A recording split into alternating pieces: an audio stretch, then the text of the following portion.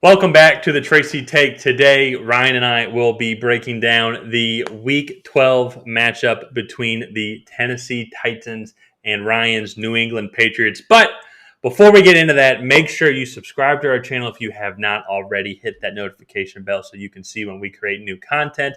Like this video, comment on this video. Let us know who you think is going to win and by how much. Any key players to look out for. And Ryan, let's get into it. I will say, we are looking at in the AFC. This is the matchup between the number one and I believe right now the number three playoff teams. That the playoffs were today, and I would not be surprised if we see these two teams again. However, though, you have some concerns about the number one team, the Tennessee Titans. What are your overall thoughts on the game? What does Tennessee have to do or overcome? I guess kind of beat your New England Patriots. So one of the things that I think New England is going to match up really well is New England's defense is on fire. They have 12 turnovers. 12 turnovers in the last 4 games, which is just insane. They're getting after the quarterback, and I think they're going to pose a lot of problems for a Tennessee Titans team that really has, in my opinion, some inflated offensive numbers. So a lot of you guys might know that 3 weeks ago they beat the Indianapolis Colts, and then 2 weeks ago they beat the Los Angeles Rams. Well, I think the win against the Rams might be slightly inflated, and the win against the Colts is actually kind of mainly due to the Colts making mistakes. So one of the things that I thought was really interesting about the Titans' last few games was the other teams made mistakes and they capitalized on it. In the Colts game and the Los Angeles Rams game, the Titans had 8 drives. 8 drives that started inside the opposing team's 30. Yeah. So when they were inside the opposing team's 30, Ryan Tannehill had a passer rating of 112.8. And when they started outside of the 30, he had a passer rating of 87.6. So, in my opinion, playing against what have been fairly league average defenses, the Titans have been relatively mediocre. Right? Derrick Henry was in and out of that game against the Colts, and he was out of the game against Los Angeles, and then he was out of the game against the Texans. Right? Yeah. So New England coming in with the number 3 overall defense, I think, will pose a lot of fits, creating a lot of turnovers. And Ryan Tannehill had 4 interceptions last week, I think you said before the show. So I think something like that. It's going to be really tough, I think, for the Tennessee Titans to come into New England. New England's coming off 5 wins. Their running game has been on point. In the last 4 games, New England has outscored opponents by 125 points.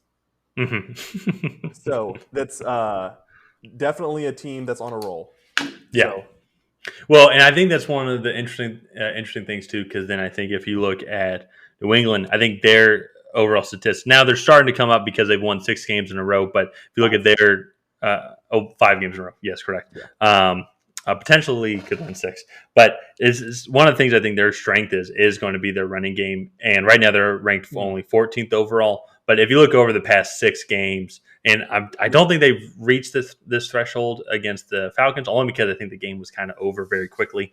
But they've had over 120, over 130 yards per rushing game, averaging somewhere around 140 during that span. And however, with the Titans, just as you just said, ever since Derrick Henry's gotten hurt, they've only averaged around 80 yards per game over that 3-game stretch. And that is the bread and butter of this Titans team. That's how that is how that offense works. As you said, against the Rams, they big benefactor of getting a lead early, capitalizing on the mistakes from the Rams and scoring touchdowns. And their defense has been playing well. They do have a good front 4. However, though, I think the Patriots, they are playing like the number 1 team in the AFC. Just everything is clicking. That defense is one of the best in the league. I think their first overall in points allowed was 16.1. You're welcome as a Falcons fan. But then in the passing and rushing yards per game, they're in the top 10 as well. So just all around, they're a very solid defense. I don't think The Titans are going to be with Julio Jones this week. I think he is still hurt, and AJ Brown. I actually want to say he's on injured reserve. I think Okay, then yeah, and I yeah. think AJ Brown has had some got a little banged up this past week as well. So it is right now. New England just looks healthier. It's going to be at home. It's going to be on the road. But one thing And though, they're I will coming off a say, long week. yeah, and they're coming on. They're going to be much more well rested. But one of the things I will say in the Titans' favor, similar to what's always in New England's favor, is the coaching staff. Mike Vrabel, it seems like he always puts his team Yeah. in the best position to win. That is a big win against the Rams the first week without Derrick Henry, and so you still have to give him credit for that. Going up against the New Orleans Saints, who aren't as good as the Rams or the Patriots, but still, Sean Payton is a great coach, and they won that battle. Schematically, were able to put up points, 21 points against that good Saints defense. Didn't really get it together last week, and I think a lot of that was due to them not protecting the ball. But I think he is going to give them every opportunity, put them in the best position to succeed. I just think that the Patriots are going to be able to execute a little bit better. Yeah, no, I agree. I think this defense is going to create a lot of opportunities, especially with AJ Brown really being the only threat. I'm very comfortable with putting Kyle Duggar on Anthony Fursker, who Kyle Duggar just had a really good performance against Kyle Pitts, the Falcons' first-round pick. Yeah. And honestly, I think if we double AJ Brown, I think we'll kind of neutralize this offense. I don't think we'll shut them out. I think that they will come in with a game plan, kind of like what you said. But I think New England will shock a lot of people with this game. I think that it being in New England, this team is just on a roll. That defense is vibing. They're coming off basically a mini bye. So, and that was, and not comparing the Falcons to the Titans, but you guys, the Titans do have some difficulty at the offensive line position. Not as bad as the Falcons, but they have had a lot of injuries this year. Especially then when it comes to pass protection, as we talked about in the Titans preview, their pass protection is going to be was one of their weaker issues coming in. A lot of times that was kind of masked because they were able to open up a lot of play action because the running game is so strong. I think New England defensively is going to be able to exploit that. I think they're going to be able to put a lot of pressure on Ryan Tannehill. And if AJ Brown's not a go, they don't really have too many other receiving options. They have Nick Westbrook as well is a guy. But after that, it's not going to be too much. And that's why, I mean, I'm leaning towards the Patriots winning this game. I have no reason why they wouldn't win this game. They're the hot team right now. They're healthy. Well, they're healthier than the Titans are, and the people that are hurt for the Titans are some kind of key pieces that aren't going to be playing. And that's going to be very interesting, too. And that's one of the reasons why we want to talk about this game, because normally we've been talking about wild card matchups. But with this one, this would put New England, they'll still be leading the division. Buffalo, it's not like they have a rollover game against the New Orleans Saints on Thanksgiving night.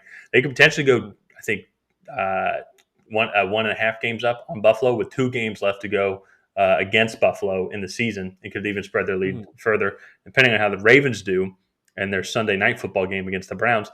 New England could be the number 1 seed. They could control their home field advantage destiny. Which is kind of crazy because if you think about it, on this podcast, I was very critical of this New England roster. I still think they really lack star talent. Matt Judon is having a career year.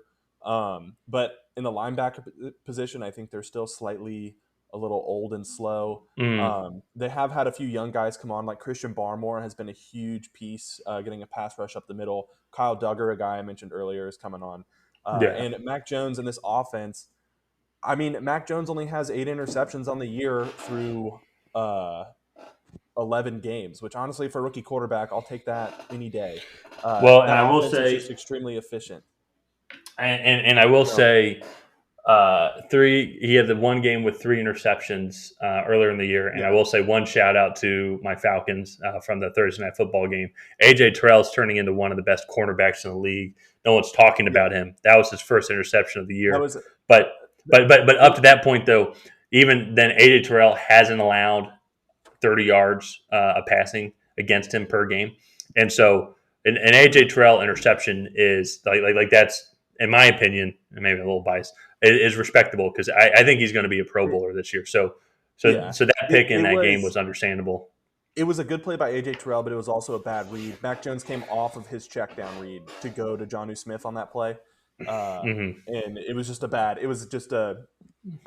It looked off, and he allowed the backside corner to cut in front. It just I a got good you. defensive Hmm. player capitalized on a bad offensive play. But all in all, prediction We'll time. take what we can get. Yeah, yeah. Prediction time. New England is a 5.5 point home favorite. The over under is 44.5. What are you thinking on this one? I'll let you go first. I think they'll cover the spread I do too. for sure. I think they'll win by at least a touchdown. Just the way they've been playing, they one of the weaknesses for the Tennessee Titans is going to be their pass defense. And New England's their offensive line is dominant, and they're going to be able to run the ball when they want. That's going to open up the play action. That's what we saw that they did against Cleveland. It's not.